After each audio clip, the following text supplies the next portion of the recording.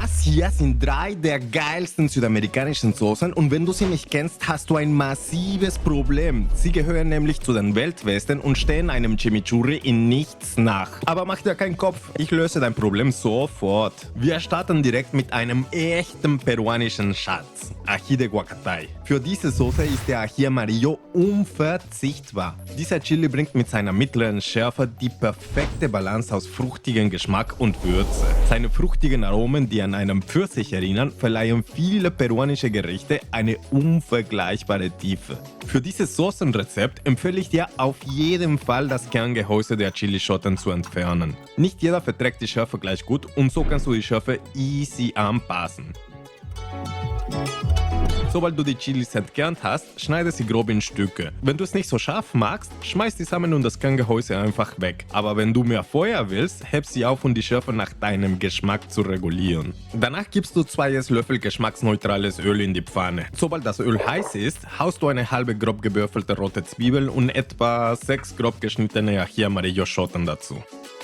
Diesmal mache ich die Soße nicht so extrem scharf, weil sie nicht nur für mich ist. Ach ja, fast vergessen. Eine Prise Salz hilft den Zwiebeln beim Schwitzen. Sobald die Zwiebeln schön weich sind, füge noch 2 grob geschnittene Knoblauchzehen dazu und lasse einfach alles weiter vor sich hin brutzeln. Der Start dieses Rezepts ist leider in frischer Form sehr schwer in Europa zu kriegen. Aber keine Sorge, zum Glück kannst du Guacatay ganz easy als Paste online bestellen. Guacatay, auch als schwarze Minze bekannt, ist in der peruanischen Küche unverzichtbar. Sein Geschmack kannst du dir wie eine Mischung aus Minze, Basilikum, Estragon und Limette vorstellen. Wenn du irgendwie frische Blätter zu Hause hast, gib einen kleinen Handvoll davon. Ansonsten kannst du einen Teelöffel von der Paste verwenden. Sobald du leckere Röstaromen in der Pfanne gesammelt hast, nimm die Pfanne von der Hitze weg und schaufel alles in den Mixer hinein. Jetzt kommen noch dazu eine halbe Tasse Kondensmilch, ein gestrichener Teelöffel Oregano, ein Teelöffel Salz, ein halber gestrichener Teelöffel Pfeffer, ein Esslöffel Senf und etwa 3 oder 4 Cracker. Danach lass den Mixer einfach sein Ding machen und während er läuft, öffnest du vorsichtig den Deckel und gießt langsam geschmacksneutrales Öl rein, bis die Soße schön cremig wird.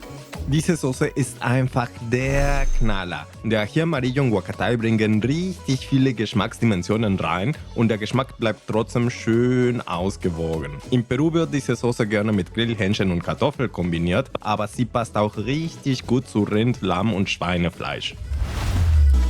Bei der nächsten ecuadorianischen Salsa ist Annatto-Öl wegen seines leckeren, erdig-bitteren Aromas ein Muss. Aber da ich dieses Video nicht unnötig in die Länge ziehen will, werde ich am Ende ein anderes Video dazu einblenden, in dem ich zeige, wie man Annatto-Öl selber machen kann. Sobald du 2 Esslöffel Annatto-Öl bei mittlerer Hitze im Topf erhitzt hast, schmeiß 3 oder 4 klein geschnittene Frühlingszwiebeln und 2 klein gehackte Knoblauchzehen dazu und lass die Aromen schön ins Öl übergehen. Wenn du es gern scharf magst, spricht nichts dagegen, genau in diesem Moment deinen Lieblingschili klein zu hacken und reinzuhauen, aber diese Soße wird oft nicht scharf gemacht und ich werde auch darauf verzichten.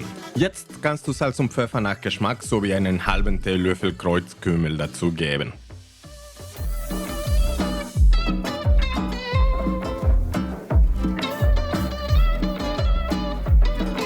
Während die Zutaten im Öl weiterziehen, schnapp dir etwa 160 Gramm geröstete Erdnüsse und 400 Milliliter Milch und mix das Ganze, bis du eine schöne, homogene Flüssigkeit hast. Jetzt gießt du die Erdnuss-Milch-Mischung in den Topf und ab jetzt gilt fleißig rühren. Für das Rezept auch ganz wichtig ist, mir einen Daumen nach oben zu lassen. Nee, jetzt mal im Ernst, wenn dir das Video gefällt, würde ich mich freuen, wenn du mich unterstützt.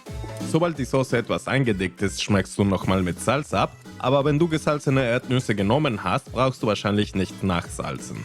Was ich persönlich genial finde, ist etwa einen Esslöffel Koriander dazu zu geben. Aber wenn du kein Koriander magst, brauchst du das nicht zu machen.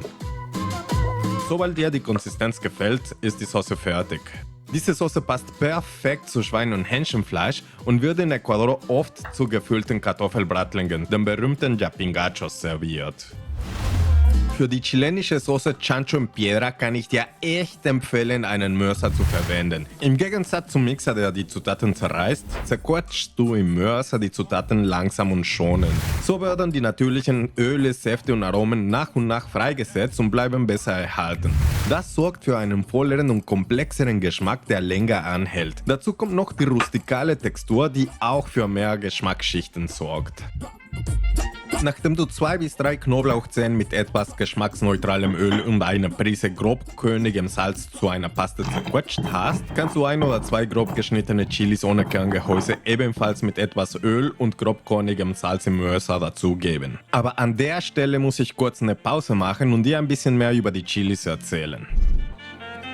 Normalerweise macht man diese Salsa mit Ají-Kristall, der frisch, fruchtig, leicht zitronig schmeckt und eine mittlere Schärfe hat, die angenehm kickt.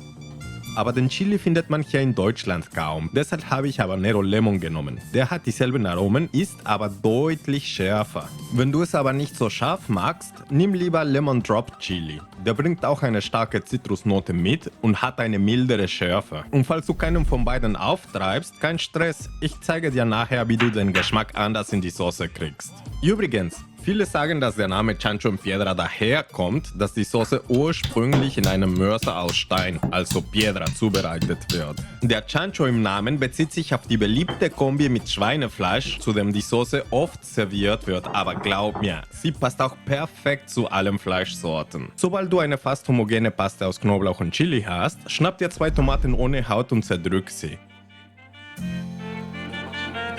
Um die Haut easy von den Tomaten zu kriegen, mach unten einen Kreuzschnitt und dann ab für 25 bis maximal 30 Sekunden ins kochende Wasser und daraufhin sofort ins eiskalte Wasser.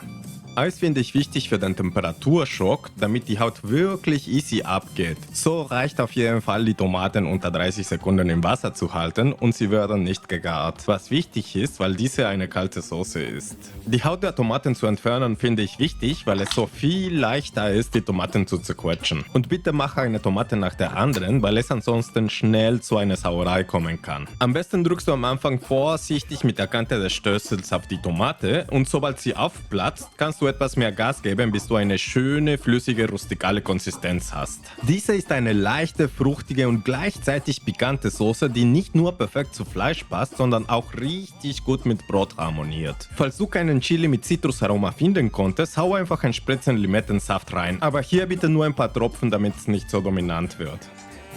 Zusätzliche Zutaten wie Oregano, Koriander und Limette und ein bisschen Zwiebel sind auch verbreitet, aber das sind Variationen und gehören nicht zum Grundrezept. Natürlich kannst du auch diese Soße im Mixer oder Zerkleinerer zubereiten, aber wie gesagt, das führt dazu, dass der Geschmack irgendwie flach wirkt.